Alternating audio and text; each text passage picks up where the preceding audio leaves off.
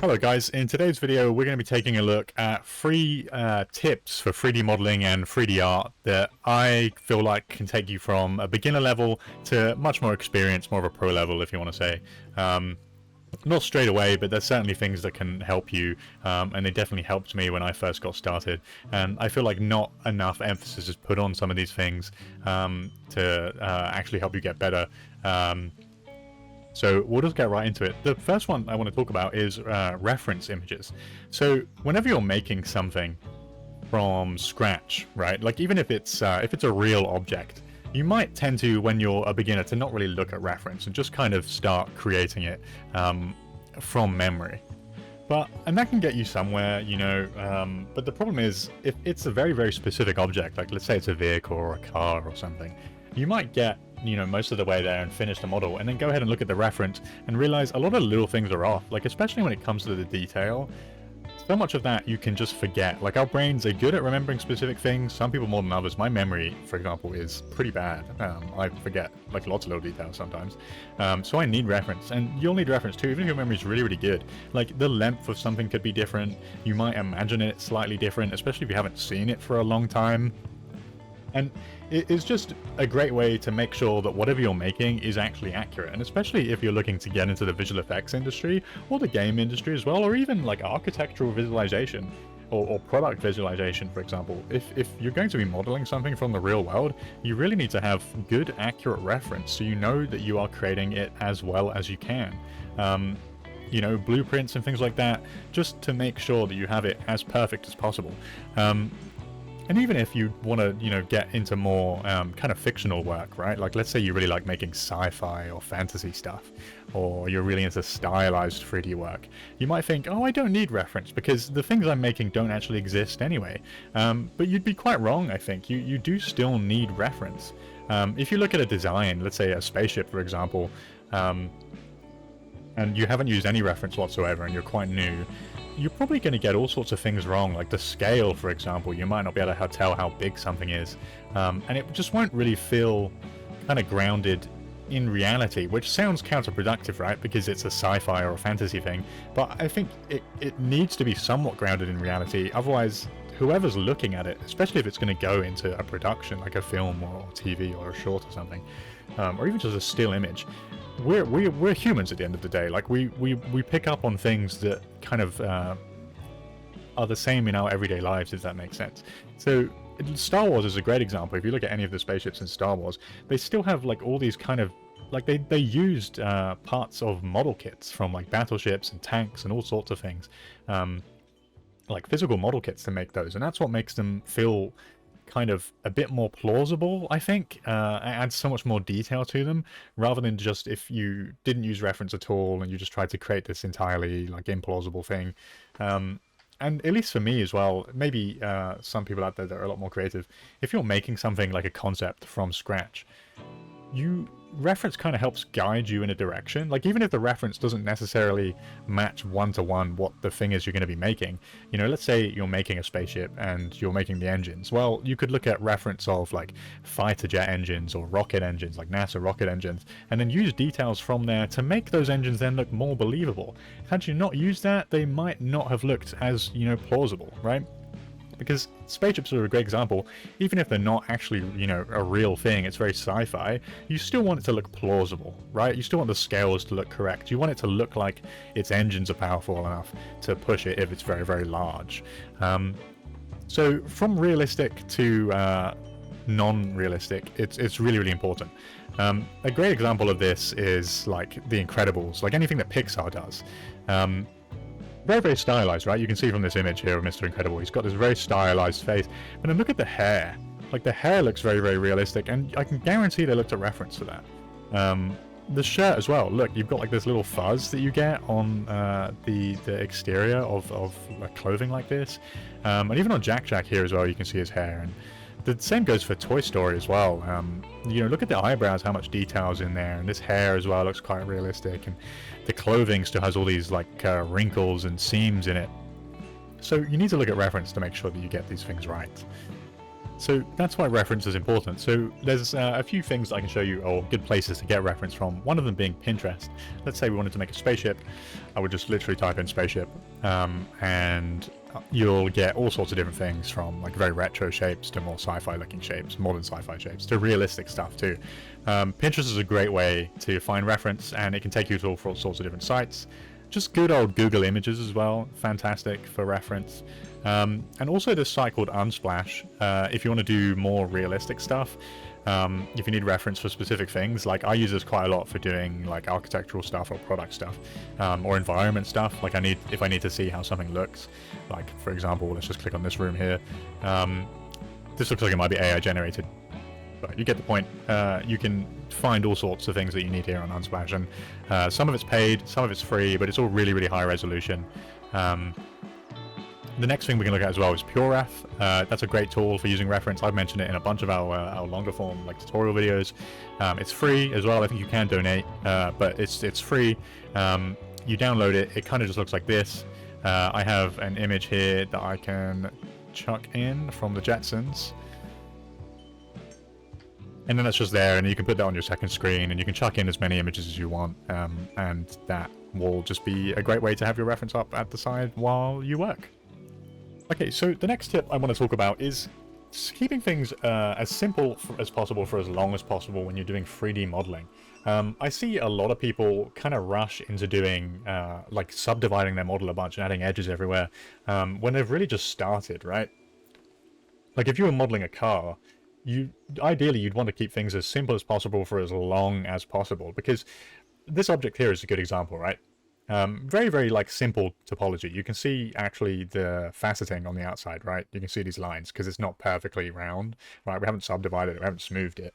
And you want to keep things simple while you're working on them. You know, let's say I needed to go ahead and modify this area, right? Let's say I just needed to move this one edge or this one vertice here or here. You know, that'd be very easy for me to do because things are a lot more manageable. As opposed to if I had this shape here, which I've subdivided a couple times, if you needed then to go ahead and edit the curvature of this now, how are you going to do that? You know, there's so many different edges here. It's kind of unnecessary. And this is one thing that I've seen a lot with beginner portfolios and showreels, especially from people trying to get into visual effects. And I don't blame them either, because I used to do this and I just didn't know when I first started. If you're trying to show off your topology and you're trying to get a job from a potential employer, right? They're going to want to see your topology to make sure that you can model correctly. So let's say we were doing a turntable of this, okay? And then from here, you can see already that it's starting to just like merge together. There's so many edges, it just looks like the edge of this shape is glowing. And when you work in a production environment, you're never going to subdivide your model like this before you send it off to another department or for like a final or something, right? And it just saves yourself a lot of headache. Like if I had to go back and edit this afterwards, it would be a nightmare, and that will oftentimes happen in a production in VFX and in games as well, or any other 3D industry. Even if you're freelance, like if you get client feedback and you have to come back and edit something, unless you have a backup of a lower res version of this, it's just going to be a nightmare to do. So there's not much point in subdividing. Now, a time where it does make sense to subdivide is, like, let's say I needed to add more details onto this. Okay, I needed to start cutting into this. This kind of topology here, probably not enough. We'd start to get issues. So then maybe I could subdivide once or twice if I was happy with the shape, and only if. So my main point is keep things really simple. Use your reference. Let's use the car model as an example. Use reference, okay? Have that with you. Model it really, really simple. As simple as you can get away with, right? Obviously you want to have enough topology there, enough like geometry to make the shape, but keep it as simple as possible for as long as possible. Then when you're actually done modeling out the shape, call it blocking out, right? Like creating a blocking of the model, because you're literally blocking it in, or making it simply. Then you can go ahead and subdivide to do more detail, but don't subdivide too high. Definitely don't subdivide as high as this. For this shape, this subdivision level is fine. And at render time, we can just do a smooth preview like that, right? And then that's fine. Also, for potential recruiters, they can then see your topology a lot more cleanly, and they can see that you can actually model. Believe me, you don't want to do this. It's just, it's going to save you time, and it's just going to make your work look better as well. The biggest thing is it's going to just cause you less headache, honestly. And yeah, so the last tip that I want to talk about is just getting out of your comfort zone when you're modeling. Like when I first started, not just modeling either, like 3D art in general.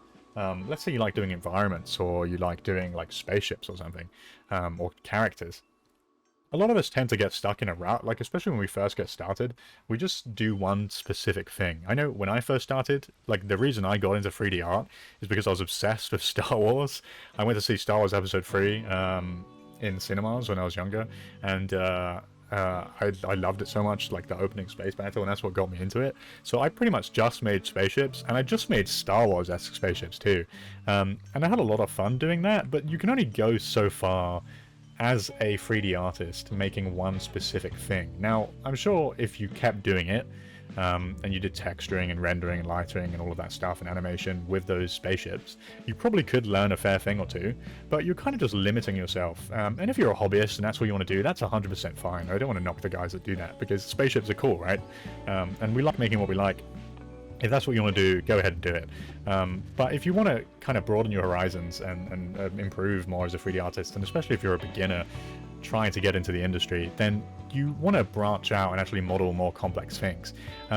My biggest problem, for example, when I first started, like I said, is I just did spaceships, and I really put off doing other vehicles like airplanes or cars. I mainly do hard surface, by the way, so characters is something I haven't really looked at much, and I need to take my own advice and start doing characters in more organic shapes. Environments as well. So if you only do spaceships, or if you only do characters, you know, branch out. Maybe try doing a car, or like some props, or like some environments, or some architecture stuff, or trees, or clothing, or just something, right? Try and broaden your horizon. And do that on a regular basis. You don't necessarily have to do it every day, but maybe like a couple times a week, or even once a week, just branch out, right? I eventually ended up making this airplane here, and this took me like an embarrassing amount of time, like multiple months, because I kept getting stuck, or I kept losing the like, I guess the drive to do it, because I just didn't know how to do something, and I had to rebuild like this engine part here. I had to remake this, I can't remember how many times, before I got the shape right, and it's still not perfect, and the topology is still not perfect. I think I made this like 4 years ago. But it taught me so much. Then had I just stuck in my lane and just kept making spaceships, I never would have got better. You know, making this made me think more about edge flow and topology, and made me look at reference more, and really kind of, it helps you develop your like artistic eye as well to match things, which is really important if you're going to be working in any 3D industry, really, even ones where you're kind of at liberty just to create your own thing. So yeah, those are just a few tips. Again, just to go over again, use reference. It's really going to make your life easier, especially if you're making if you're making anything, really. Start super slow and simple. Take as much time as you need to get your blocking right. Like with this aircraft, I think I spent a couple weeks just blocking it out, making sure I was matching the reference as much as possible, looking at it from all different angles. Only then do you need to subdivide, right? Like here's higher resolution, because I needed to add these details, like these fuel ports and extra bits. And again, don't be afraid to get out of your comfort zone. We all eventually kind of end up somewhere where we're just comfortable and we're like, oh, I don't want to push myself for a little while, but you can't rest there forever. If you're looking to get better, you need to keep pushing yourself to do harder and harder things. So yeah, pick something that you find challenging. For me, it was airplanes. For you, it might be cars, or it might be characters. Whatever they may be, pick that and just do that. And, you know, you don't have to be too hard on yourself. Just start slow, start simple, and see where that takes you. And you never know, like in a couple months, or even a couple weeks, really, you'll find that you're actually learning a lot more, because you're doing things that you're not used to doing. And then you won't, you know, the more you do it, the easier it will be to get out of your comfort zone. So yeah, those are just three pretty important beginner tips, I would say, for 3D art in general. I hope you found those helpful. If you have any questions, please do let me know. Like, I'm always happy to answer your questions.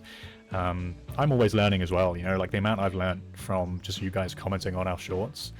Like, I'll post a video showing what I think is a fast way to make something, and then someone will reply and say, oh, why do you do it this way? And like, oh yeah, I didn't think of that. So that's another thing as well, little tidbit at the end. Get your work out there, show it to people.